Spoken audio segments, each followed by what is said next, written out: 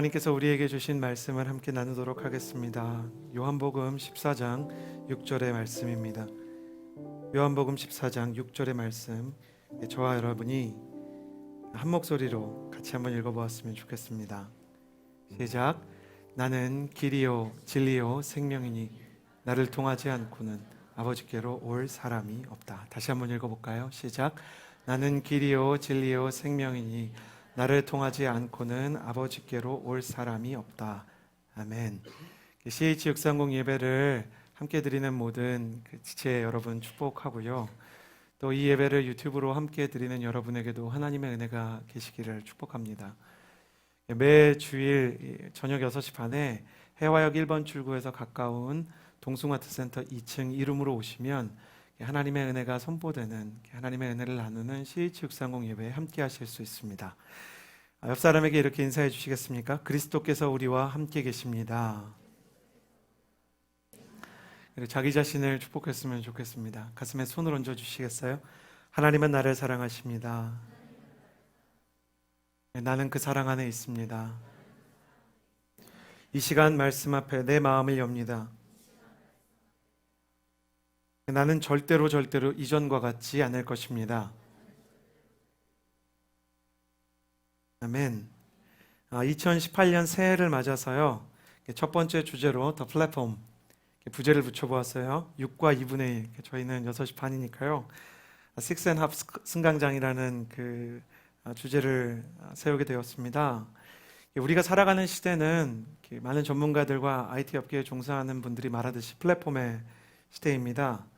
플랫폼은 시간과 공간의 제약을 받지 않고 자신의 일상과 생각, 감정, 그리고 자신이 가지고 있는 컨텐츠들을 사람들과 공유하고 또 나눌 수 있는 장이라고 할 수 있겠습니다.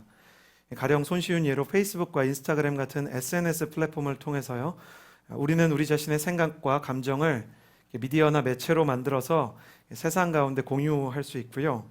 스마트폰 플랫폼을 통해서 사람들은 이제 TV에서 소개해주는 맛집이 아니라 서로가 서로에게, 대중이 대중에게 소개해주는 맛집의 정보를 나눌 수 있게 되었죠. 플랫폼이 일반화되기 전까지 과거에는 연예인이나 학자, 정재계 지도자들이 소수의 사람들이요, 여론과 미디어를 주도할 수 있는 힘이 있었지만 이제는 보통의 사람들도 생각과 의견, 감정을 여론화하고 미디어를 통해서 나눌 수 있는 기회가 주어지게 되었습니다. 그러나 그럼에도 불구하고 더 많은 사람들이 더 많은 사람과 소통할 수 있는 기회가 주어졌음에도 불구하고 군중 속의 고독이라고 할까요? 핸드폰 속에 수많은 연락처가 있지만 실제로 내가 겪고 있는 고민을 진심으로 나눌 수 있는 사람들은 오히려 줄어드는 것 같다. 그리고 깊이 없는 정보에 많은 사람들이 현혹이 되거나 선동이 되기도 하는 시대라는 생각이 듭니다. 대한민국에서 우울증 처방이 제일 많은 곳, 한 2010년, 11년 통계로 혹시 어딘지 아세요? 분당입니다. 여러분 다 아시다시피 분당이라는 동네가 대한민국에서 굉장히 열악한 동네는 아니잖아요. 제가 분당에 살아봤어요, 과거에. 그때는 사람들이 분당을 천당 밑에 분당이라고 불렀어요. 근데 우울증 처방이 제일 많고요. 또 자살 충동에 대한 상담과 많은 사람들의 염려가 있는 도시가 또한 분당이라는 이야기를 듣고, 사람들이 풍요한데도 또 매체가 발전하고 SNS가 발전하고 스마트폰이 생겼는데도 진실한 소통이 오히려 더 어려워지는 것 같다. 그리고 시대가 발전함에도 불구하고 자기 자신이 그리는 자기 자신의 자화상은 오히려 흐리멍텅해지는 때가 있는 것 같다라는 생각을 하게 됩니다.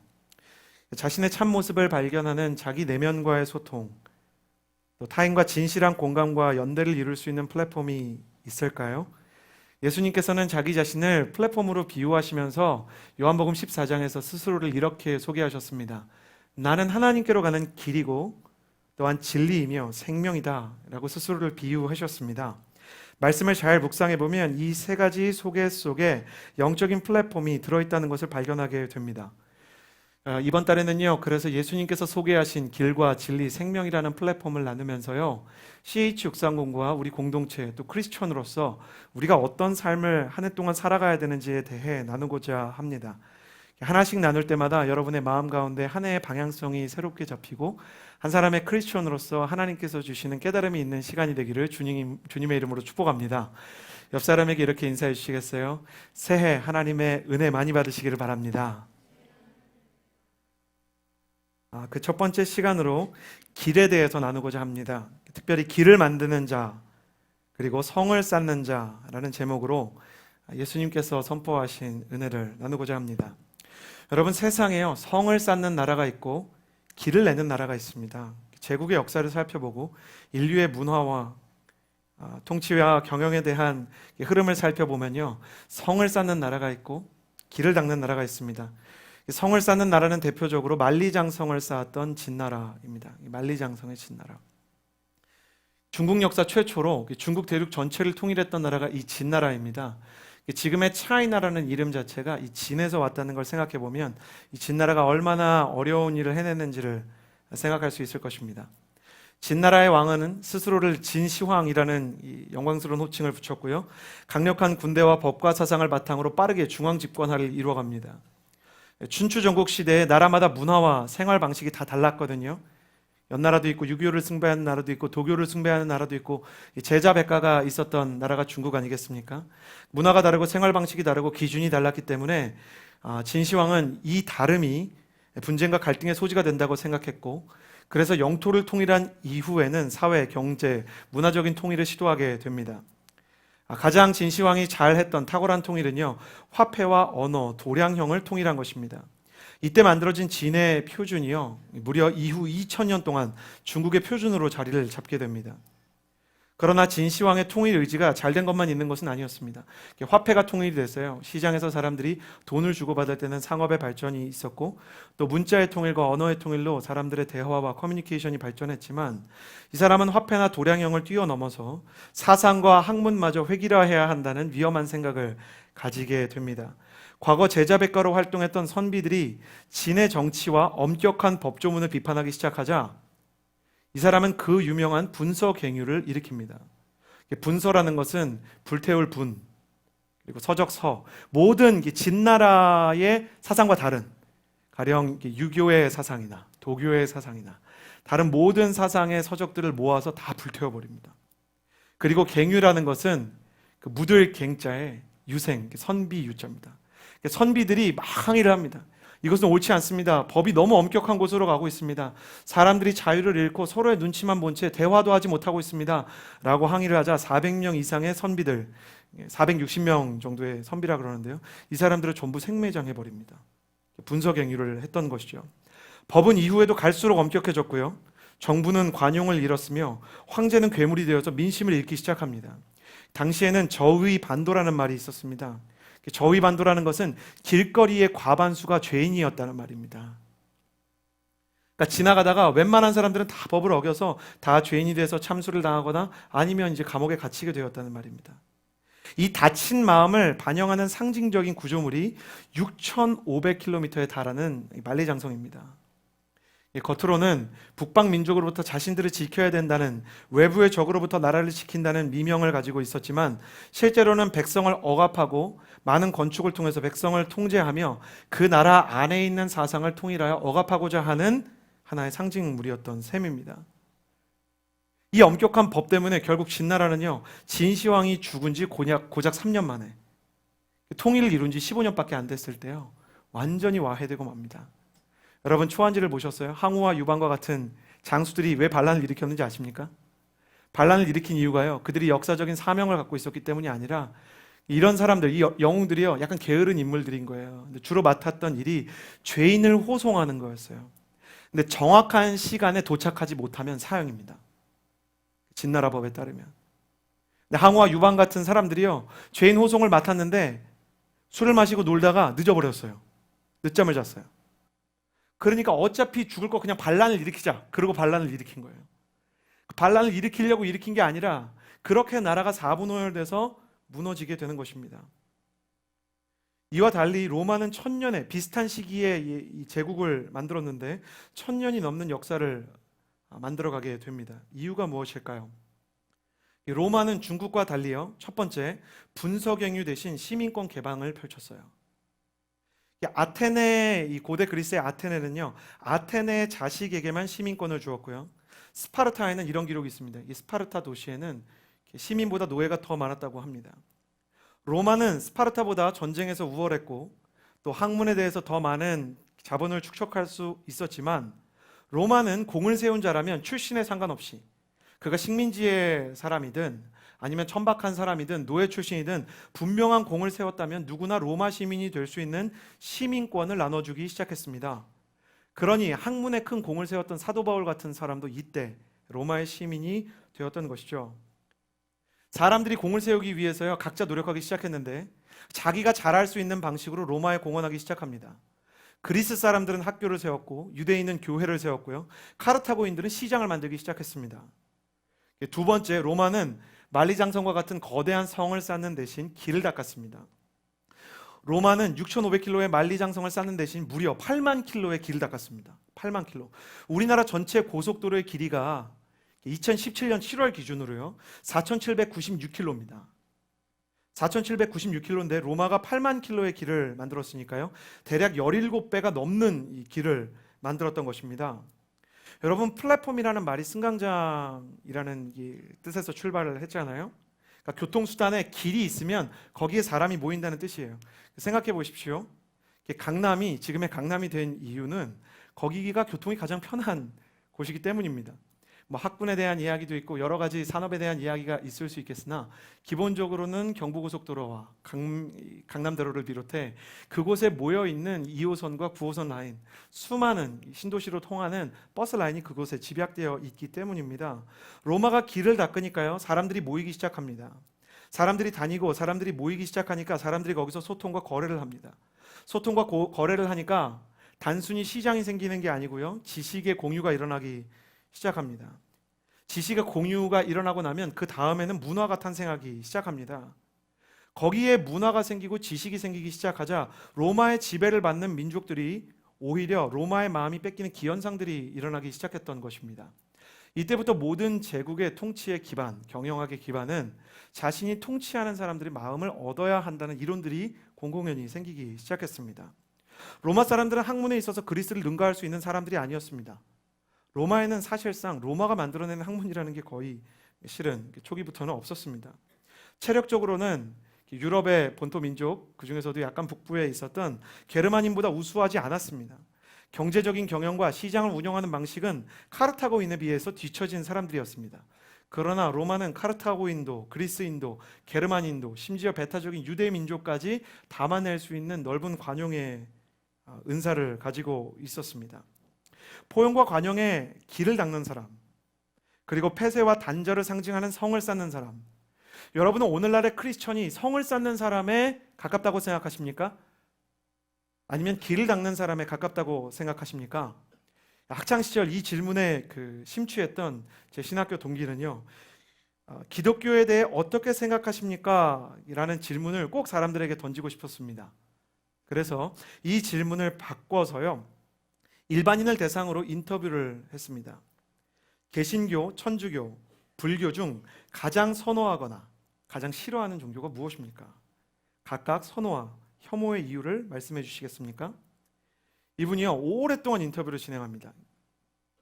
여기서 오랫동안 다니는 사람들이랑 인터뷰를 진행하는데요, 충격적으로 교회에서 이런 이야기 해서 죄송합니다.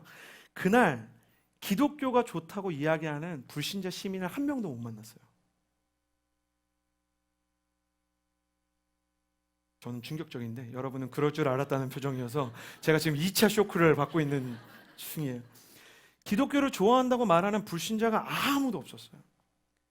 그리고 대부분 자기가 싫어하는 종교 1위로 개신교를 뽑았어요. 이유가 무엇이었을까?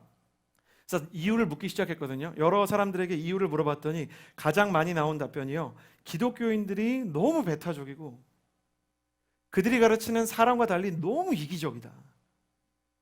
기독교인 권사님들이 땅 투기를 너무 많이 한다. 기독교인 청년들이 자기 이익을 진짜 시급도 아니고 분급으로 쪼개서 받으려고 한다. 관용이 없다. 배타적이다. 기독교인 목사님들이 너무 거짓말을 많이 한다.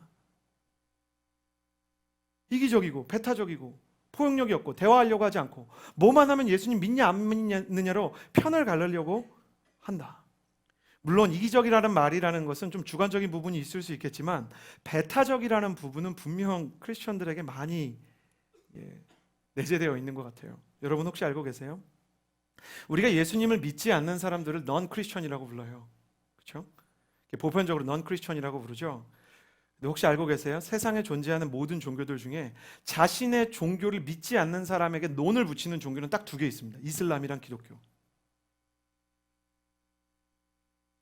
그러니까 불교인들이 불교를 믿지 않는 사람을 비불교인이라고 부르지 않아요. 근데 우리는 기독교를 믿지 않는 사람을 비기독교인이라고 불러요. 크리스천이 아닌 사람을 넌 크리스천이라고 불러요.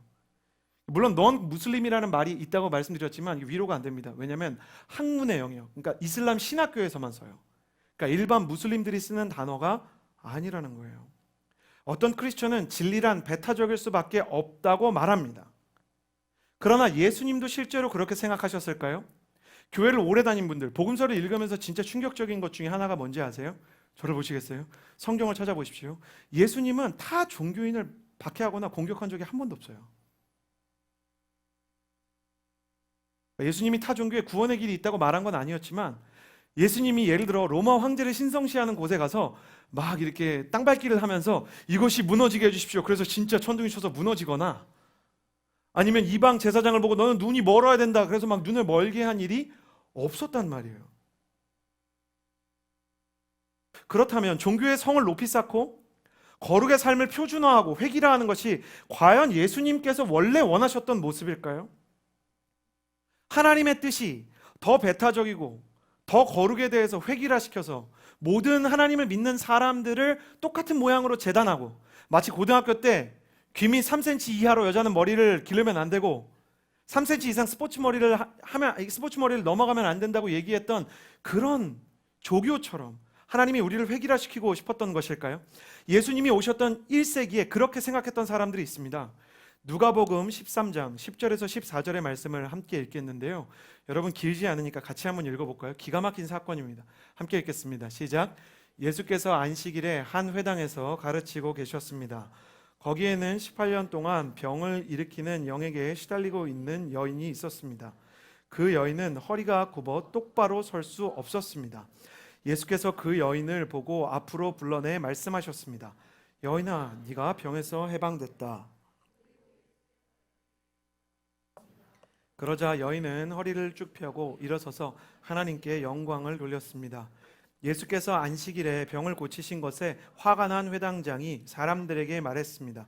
일할 날은 엿새나 있어. 그러니 그날에 와서 병을 고치고 안식일에는 하지 마시오. 예수님께서 회당에서 사람들에게 성경에 대해 가르치시기도 하시고 또 성경에 대해 나누기도 하셨습니다. 거기에 허리가 굽어서 무려 18년 동안 허리를 펴지 못한 여인이 있었죠. 예수님이 그 여인을 보고 안타까워하시면서 여인을 불러서 고쳐주셨어요. 그 모습을 보고 유대인의 지도자 회당장이 펄쩍 뜁니다. 기뻐서? 화가 나서요.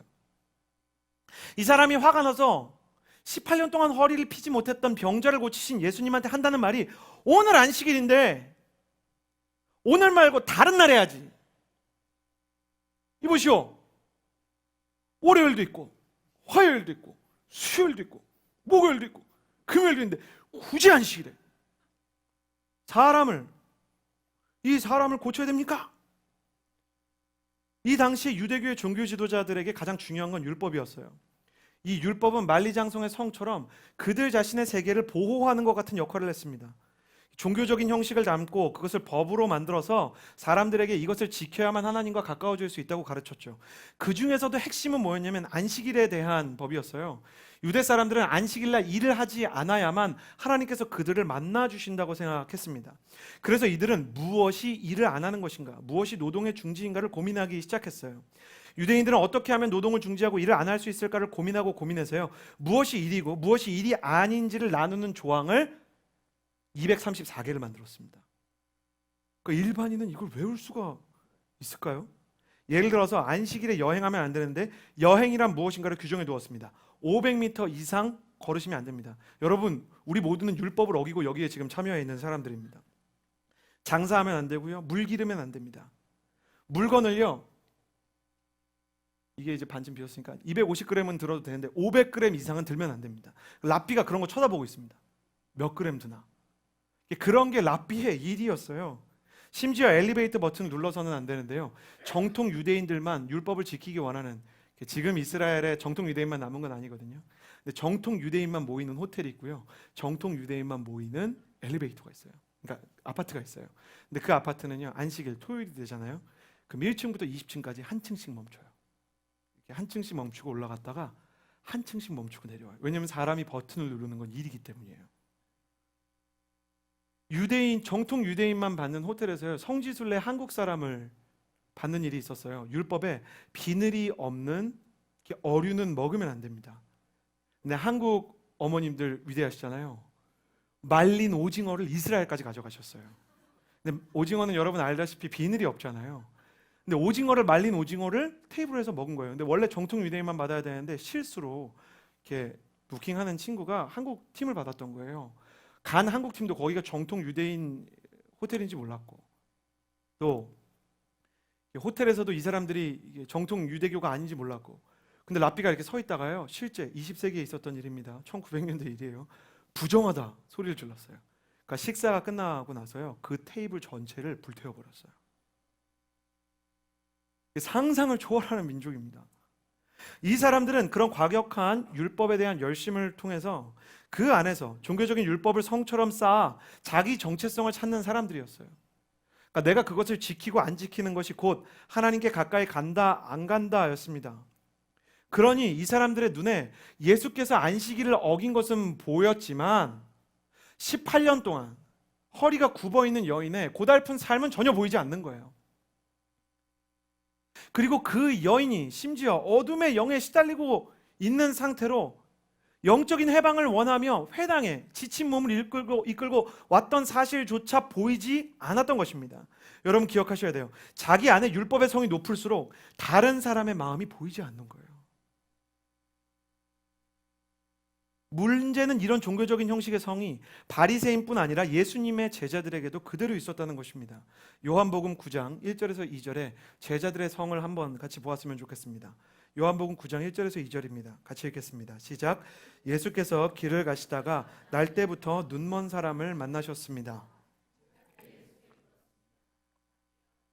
눈먼 사람으로 태어난 것이 누구의 죄 때문입니까? 이 사람의 죄 때문입니까? 부모의 죄 때문입니까? 지금 예수님의 제자들을 보세요. 상상을 해봅시다. 태어나면서부터 눈먼 되게 힘든 사람이 있어요. 그 사람을 앞에 두고 예수님이랑 이 사람 들리는 거리에서 그런 얘기 하는 겁니다. 그 앞에서 한다는 말이, 이 사람이 눈먼 사람으로 태어난 것이 누구 죄 때문입니까? 이 사람의 죄 때문입니까? 아니면 이 사람의 부모의 죄 때문입니까? 이게 보통 사람이 할 만한 생각입니까? 그러나 당시 유대교 율법에 심취했던 사람들은 이런 사고방식을 보통으로 가지고 있는 사람들이었어요. 그러면 예수님의 제자들에게만 이런 모습이 있고 2000년 전에 유대인들에게만 이런 모습이 있었느냐? 2000년 후에 이런 모습이 현대 크리스천에게도 나타납니다.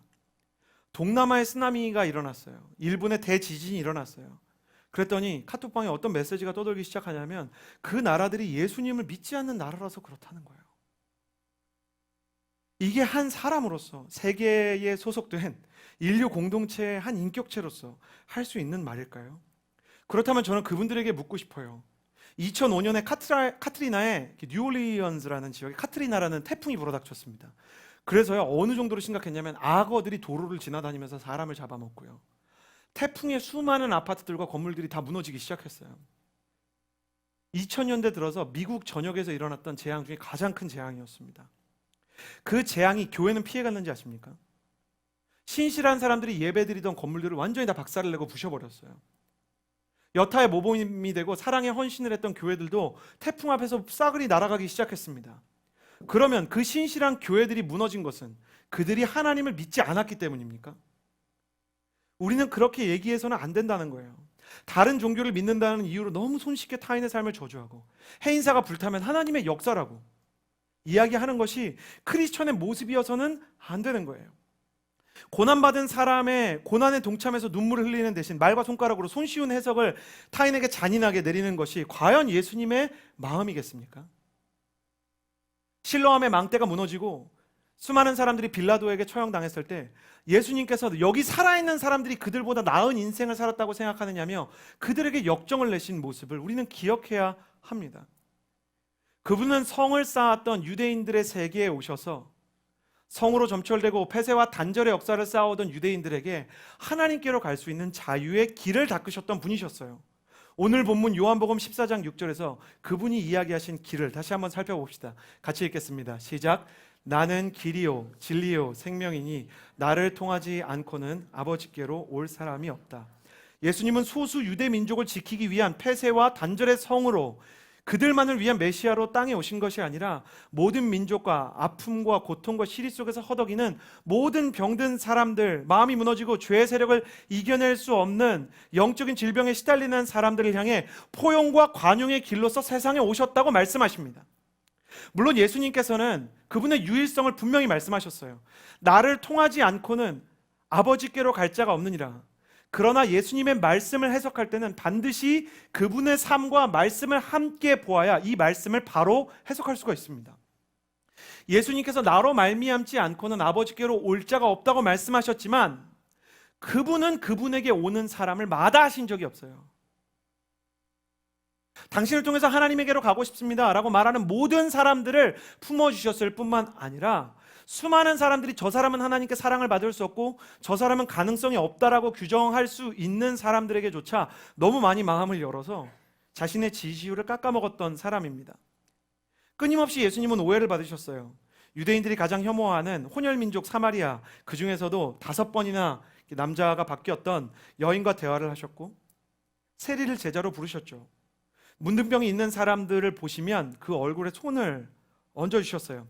아무리 율법이 안식일에는 일을 하지 말라고 규정해 두었다고 하더라도 18년 동안 허리를 펴지 못한 학습된 절망의 희생양을 보시면 그 사람이 너무 오랜 시간 동안 시달린 것을 알기 때문에 그 사람의 아픔에 공명해서 논란과 논쟁이 일어날 것을 알면서도 그 사람을 고쳐주셨어요. 현대의 교회는 논란이 되는 것을 엄청나게 두려워합니다. 그것은 문제가 될 수 있어. 다른 사람들이 마음이 어려울 수 있어. 그렇다면 예수님은 현대의 교회에 오시면 수많은 크리스천을 매일매일 마음 어렵게 하실 것입니다. 예수님이 하는 행동이 이해가 되겠습니까? 예수님은 아마 지금 비리 공무원들을 만나가지고 예배에도 안 오시고 룸사롱에서 술을 드시고 계실지도 모르겠습니다. 죄인과 세리와 함께 술을 마시고 룸사롱에서 그들을 접대하는 여인들을 보고 오히려 긍휼히 여기시며 가장 높은 가르침을 그 여인들에게 주셨어요. 그런 예수님을 우리가 다시 만나게 된다면 그분을 다시 한번 메시아로 우리가 초청할 수 있을까? 아니면 우린 그분 때문에 날마다 마음이 어려워야 될까? 그분은 도무지 드높은 율법의 성벽을 기어오를 수 없었던 손이 여리고 발이 굳은 연약한 사람들에게 사랑과 자비를 베풀어 주기로 작정하신 거예요. 왜 하필 사마리아의 여인이었습니까? 예수님께서는 그 여인의 가능성을 보셨어요. 여러분 알고 계십니까? 요한복음 4장에 사마리아 여인이 나오잖아요.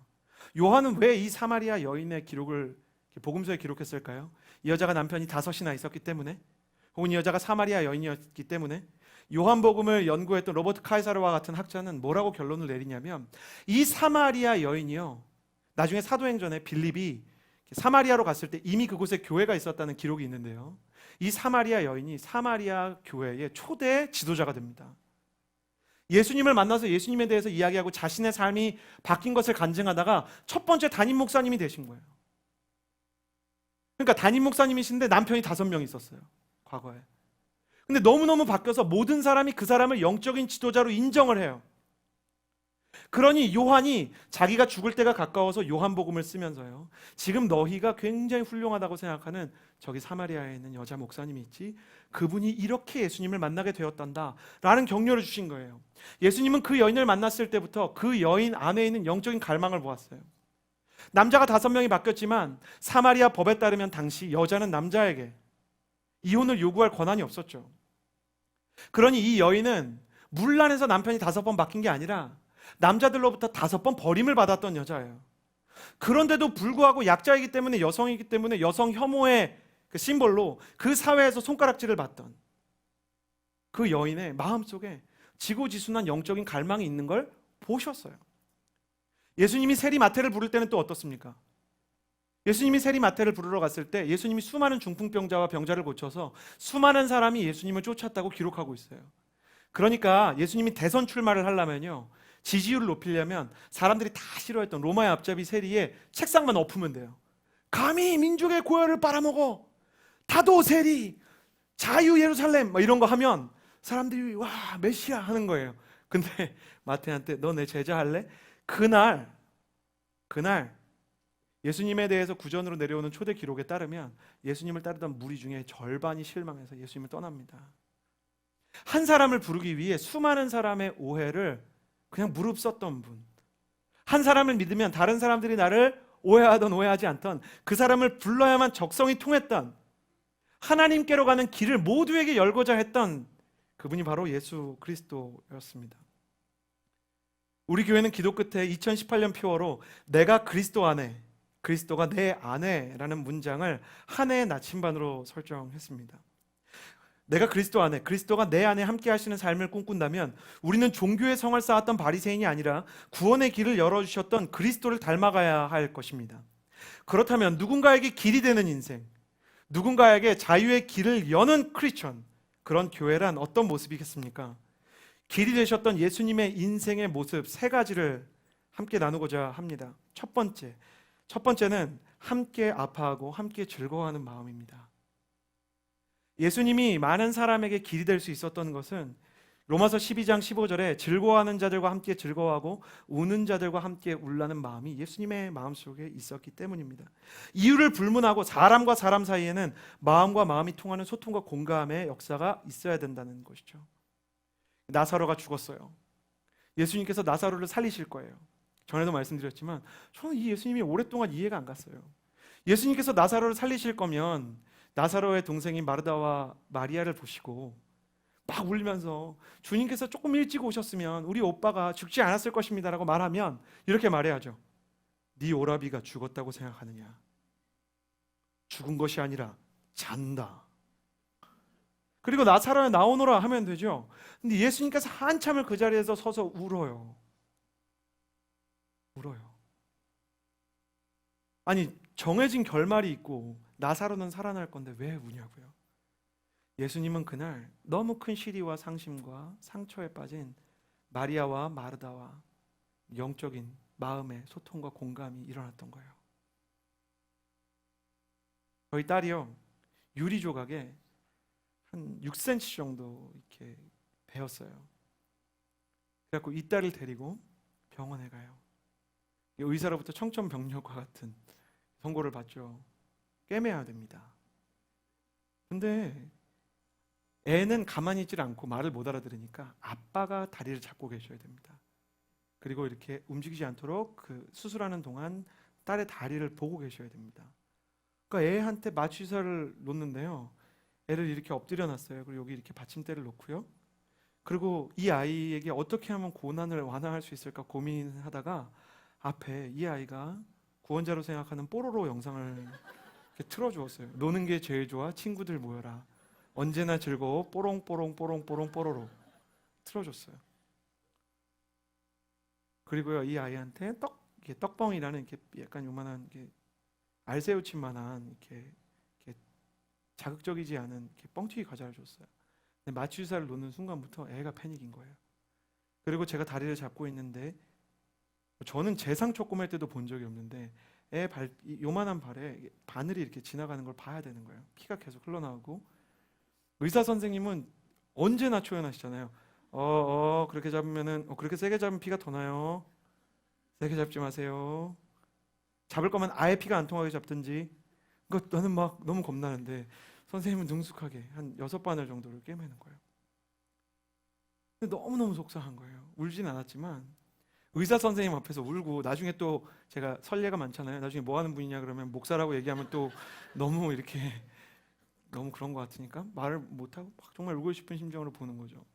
제가 꿰매는 건 상관없어요. 제가 축구를 하거나 야구를 해서 한 열 몇 바늘을 꿰맨다 한들 무슨 문제가 있겠습니까? 근데 아이가 꼬매니까 마음이 너무 아픈 거예요. 이게 예수님의 마음이에요. 사랑하는 사람이 아프면 아프고 기쁘면 기쁜 거예요. 속 좁은 크리스천이 아니라 천지를 창조하신 넓은 대로를 닦은 그 하나님을 닮아간다면 다른 사람의 아픔에 귀 기울이고 친구에게 좋은 일이 생겼을 때 질투 없이 기뻐할 수 있어야 합니다.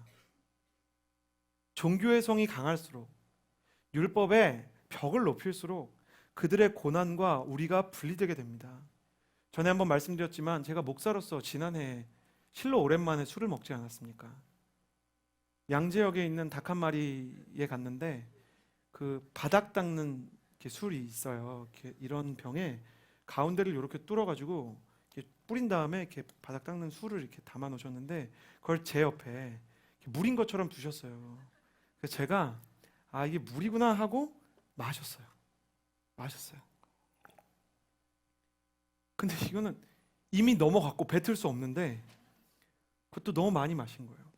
마시는 순간 저한테 뭐가 제일 화가 났냐면 내가 목사로서 지체들의 본이 되기 위해서 얼마나 많은 시간 동안 술을 먹지 않았는데 이런 황당한 일로 지금까지 지켜온 이 금주의 기록이 깨어지게 됐을까? 그리고 거기가 MC단과 함께하는 자리였어요.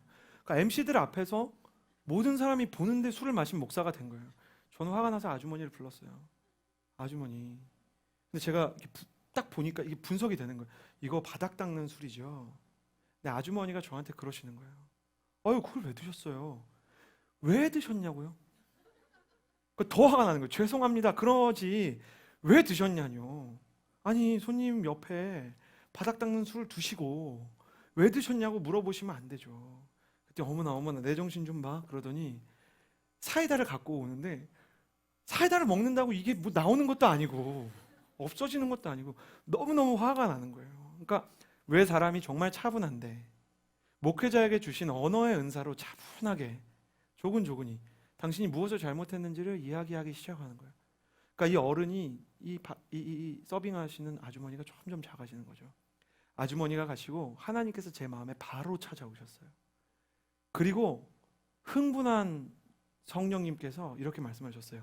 와, 이 목사 그렇게 거룩한 사람인지 몰랐다 내가.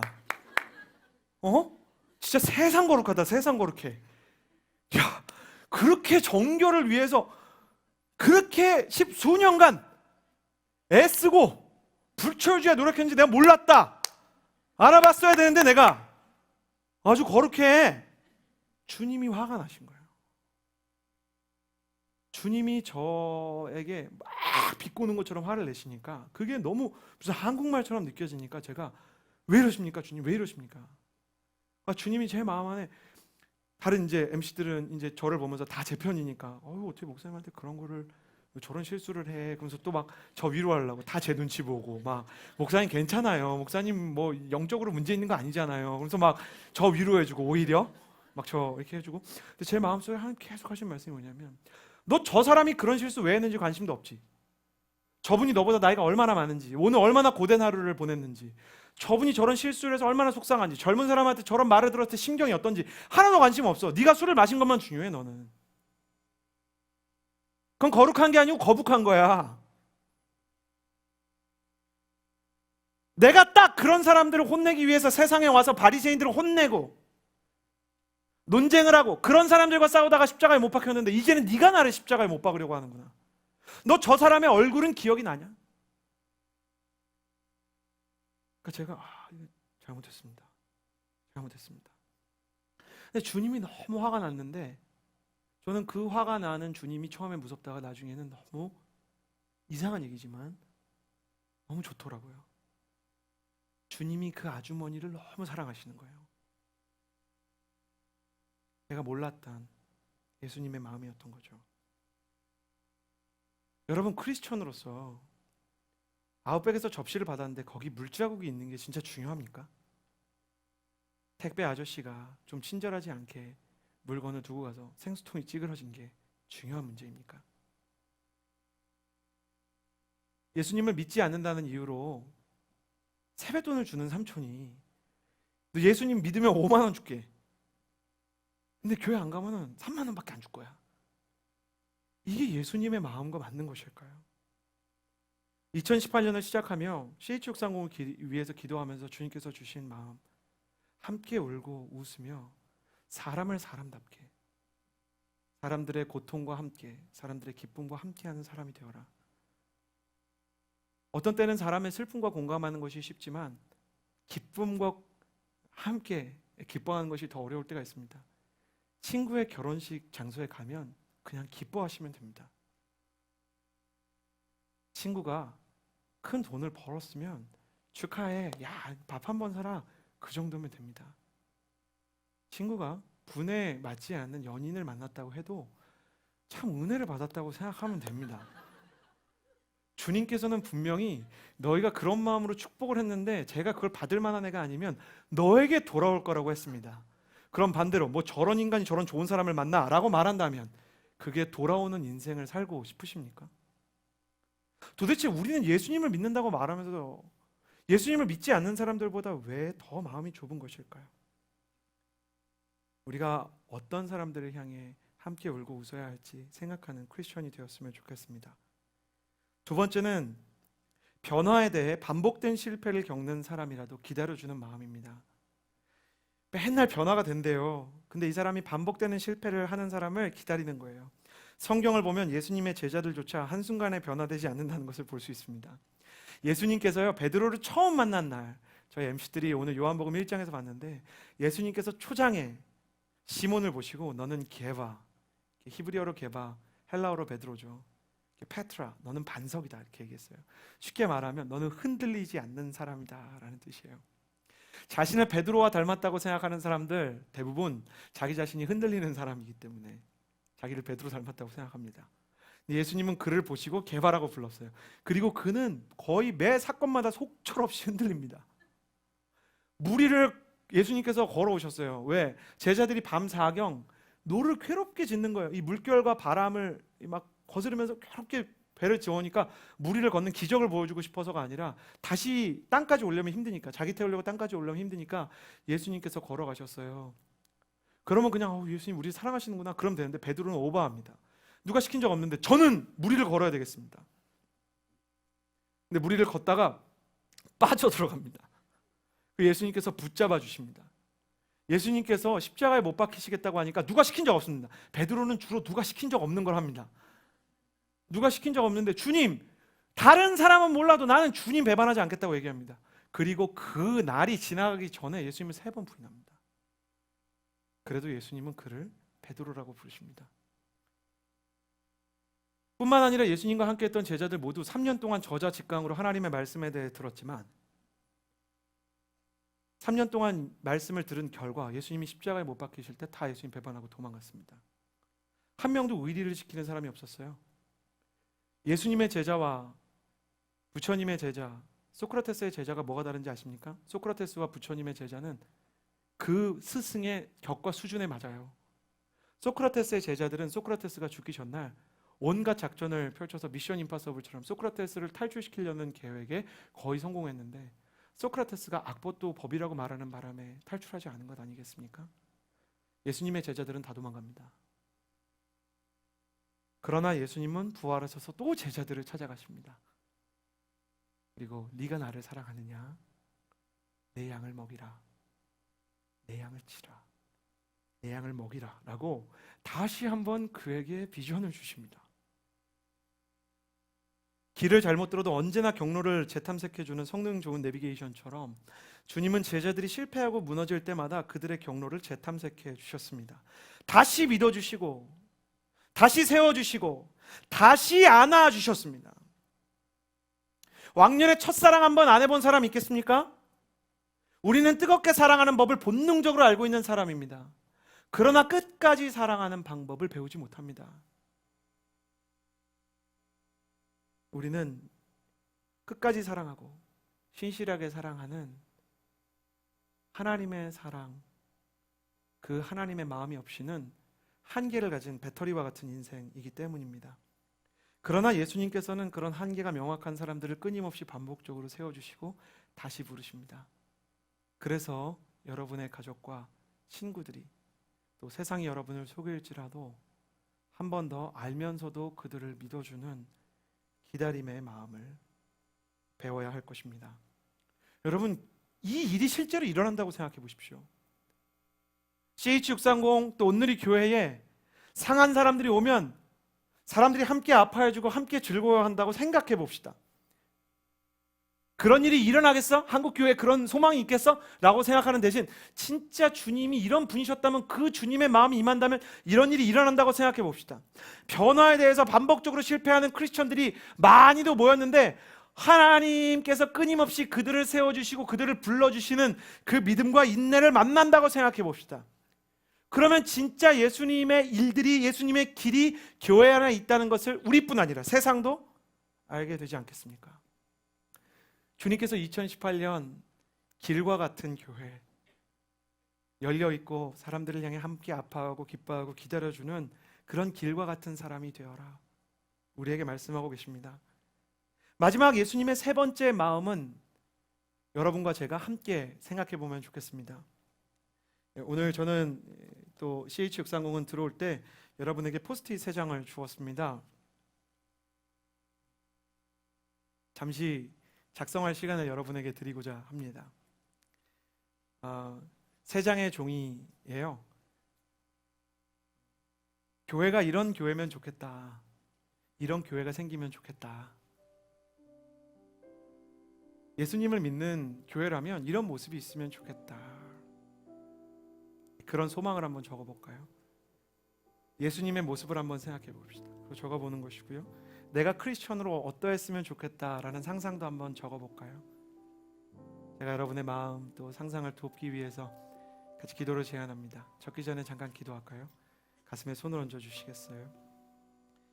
종교의 성이 아니라 사랑의 길을 닦았던 예수 그리스도를 생각합니다. 다른 종교를 믿는다고 이방인이라고 함부로 박해하는 대신, 박해자가 되는 대신 이방인들을 모두가 비난하고 타 종교인들을 모두 다 박해할 때 너희도 하나님의 사랑을 받을 수 있다고 초청했던 열린 예수님의 모습을 기억합니다. 그런데 때로 우리 크리스천과 우리 교회들이 너무 쪼잔하고 자기 자신의 도그마를 지키기 위해서 다른 사람들을 박해할 때가 얼마나 많은지요. 갈릴레오 갈릴레이와 같은 과학자들의 마음을 이해하지 않고, 또 때로 철학을 하고 예술을 하는 사람들의 새로운 생각들을 박해하고, 사람들이 세우려는 문화를 재단하고 박해하고, 술을 마신다는 이유로 거룩과 또 부정함을 나누는 우리의 편협한 마음 가운데 오셔서 주님께서 정말 원하시는 열린 가슴, 또 열린 교회가 무엇인지 알게 하여 주시옵소서. 우리에게 새 생각을 주실 주님을 찬양합니다. 주님의 이름으로 기도드렸습니다. 아멘. 여러분 한번 같이 적어볼까요? 여러 가지를 적을 수 있을 것 같아요. 적어서요, 여러분 뒤쪽에 보시면 함께 만들어가는 교회 유리문에 저희가 저렇게 미리 리더십들 몇 명이 이런 교회가 됐으면 좋겠다라는 소원을 적었습니다. 함께 적으면요, 저희 목회자와 리더십들이 함께 나누고 기도하면서 실제 그런 교회가 될 수 있도록 기도하겠습니다. 네. 우리 한국 교회가, 온누리 교회가 CH630이 이런 교회였으면 좋겠다. 여러분 혹시 교회 상처를 받으셨습니까? 또 교회가 교회 안에 있어서는 안 되는 모습들로 여러분을 힘겹게 했습니까? 그러나 주님께서는 여러분에게 열린 길이 되십니다. 새로운 교회를 여러분에게 열어주기를 원하십니다. 새로운 크리스천의 모습으로 우리를 빚어가기를 원하십니다. 같이 한번 적어보았으면 좋겠습니다. 포스트잇이나 펜을 받지 못한 분이 계시면 손을 들어주시면 저희 리더십들이 찾아가서 포스트잇과 펜을 나누어 드리겠습니다. 손을 한번 들어주시겠어요? 펜이 없으신 분도 손을 좀 들어주시고요.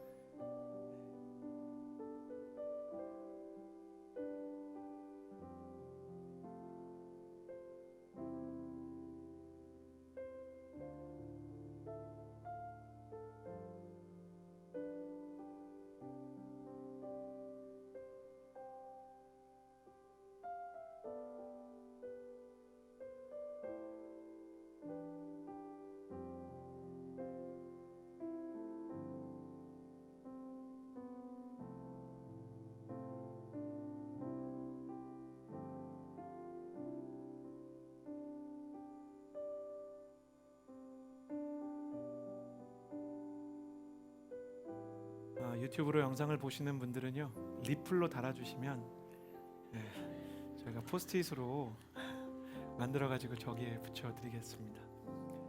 저희가 여러분의 그 서체를 존중해서요, 컴퓨터로 인쇄해가지고요 저기 붙여드릴게요.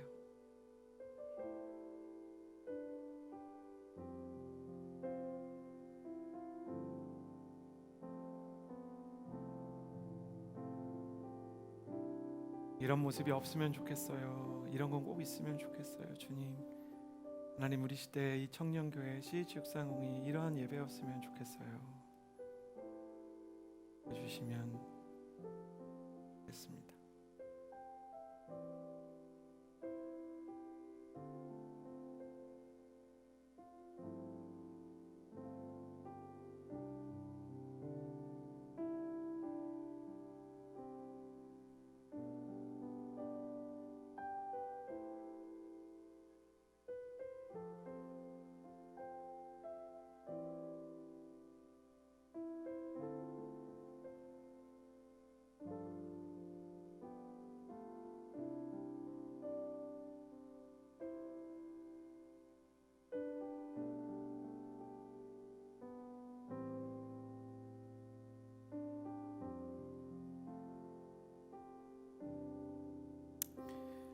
시간이 부족하겠지만 여러분 생각하고 작성하셔서 이렇게 예배 가기 전에 나가시면서 저기 붙여주시면요, 저희가 여러분의 그 글들을 보면서 같이 기도하고 이 교회에 대한 꿈들을 함께 만들어 가겠습니다. 우리 이 시간에 잠깐 적던 거를 멈추고 잠깐 같이 기도할까요? 우리 이 시간에는 우리 자신, 또 우리 자신을 비롯한 모든 크리스천과 한국교회 CH630 온누리 교회를 위해서 기도합시다. 우리가 예수님 닮은 사람 되게 해주십시오. 고린도전서 13장에 사랑은 무리에 행치 않는다고 했습니다. 우리는 예수님을 믿지 않는 자들에게 복음을 전파해야 하지만 그들을 무리에 대하지 않게 하여 주시옵소서. 그들과 대화할 수 있게 하시고 그들과 공감하고 소통할 수 있게 하시고, 주님, 우리의 마음 가운데 사람다운 마음, 예수 그리스도께서 가지셨던 그 사랑과 자비와 열린 마음이 있을 수 있게 해주십시오. 여러분, 혹시 마음 가운데 내가 원치 않는 질투 때문에 괴로움을 겪고 있진 않으신가요? 혹은 굳이 가질 필요 없는 분노 때문에 마음이 망가지고 있는 자신이 너무 답답한 분이 계시지 않나요? 예수님의 십자가로 그 사랑으로 덮어달라고 기도합시다. 주님의 넉넉한 마음으로 내 마음을 넓혀달라고 기도합시다. 웬만한 일에는 화를 내지 않는, 아무것도 아닌 일을 질투하지 않는 열등감이나 비교의식, 분노 조절 장애가 내 안에서 떠나갈 수 있게 해달라고 기도합시다.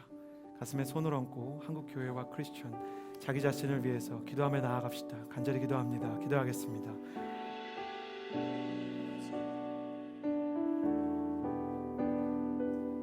하나님 아버지, 우주를 창조하신 만큼 마음이 넓으신 내 아버지, 가장 사랑하셨던 아들을 세상에 보내실 정도로 세상과 소통하기를 원하셨던 하나님 아버지, 우는 사람을 보면 어린아이처럼 우시고 웃는 사람을 보시면 함께 웃어주셨던 사랑의 화신 나의 구주 예수 그리스도를 바라봅니다. 예수 그리스도의 마음, 그 넉넉한 마음을 우리 가운데 부어주시옵소서. 하나님 아버지, 예수 그리스도의 마음으로 그 넉넉한 마음, 그 넓은 마음, 사람들을 보게 해주시옵소서. 내 인생에서 극화적이고 이기적인 모습, 주님을 사랑하게 주소서. 나를 향하신 주님의 주님과 함께 동행하신 하나님의 마음이 이루어지도록 주님만 내게 주소서. 주님의 마음을 내게 주십시오. 주님만 내게 주소서. 사람을 예비하여 당신의 사랑과 자비를 내 아버지, 주님만 내게 주소서. 나를 향하신 주님의 뜻이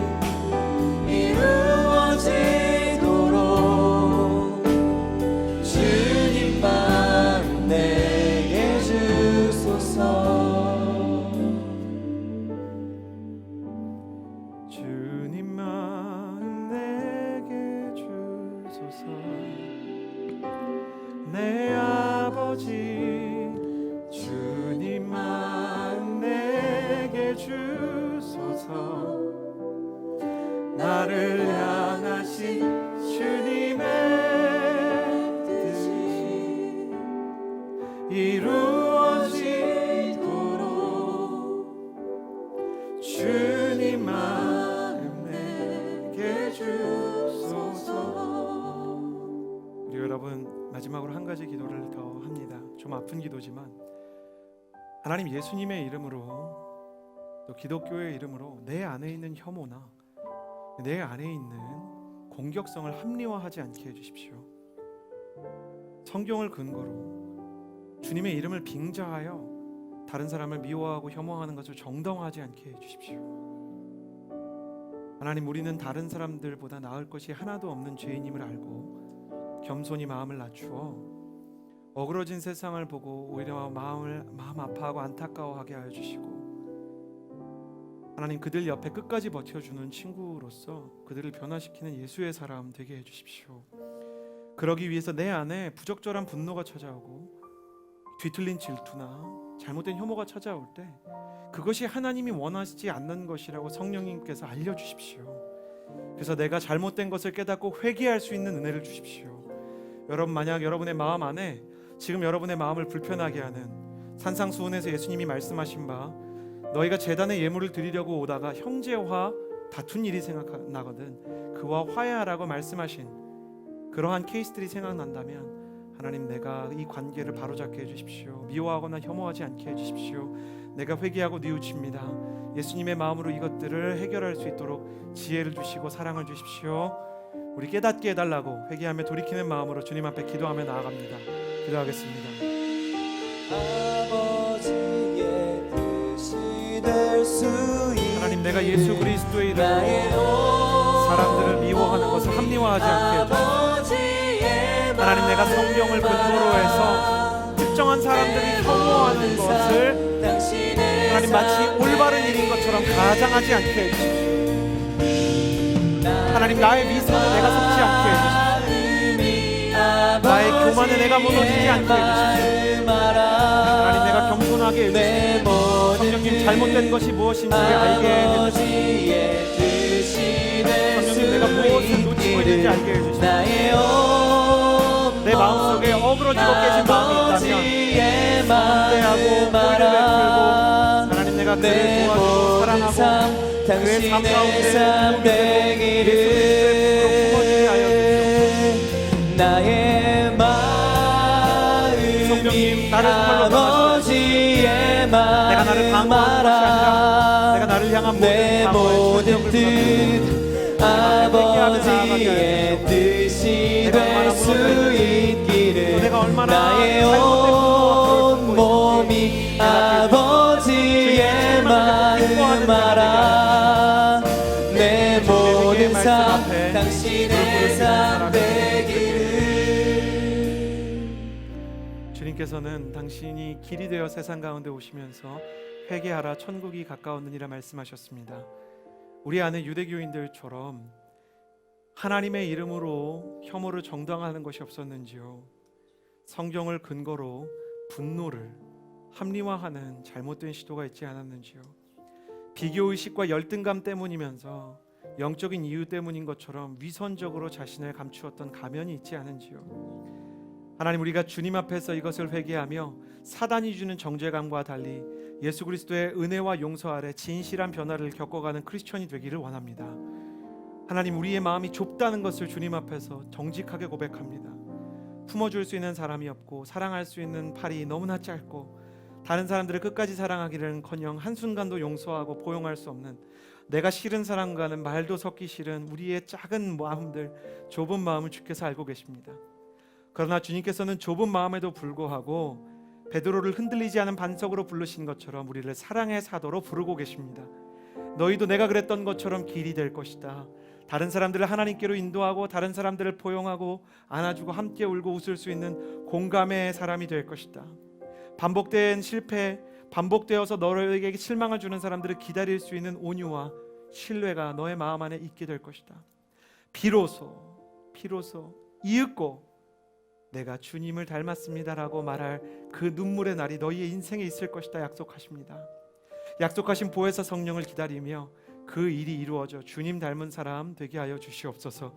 넉넉하고 따뜻한 마음으로 우리가 품을 수 없었던 사람을 향해 마음이 열리고 또 우리의 소통이 넓어지고 우리의 공감이 깊어지는 한 해 되게 하여 주시옵소서.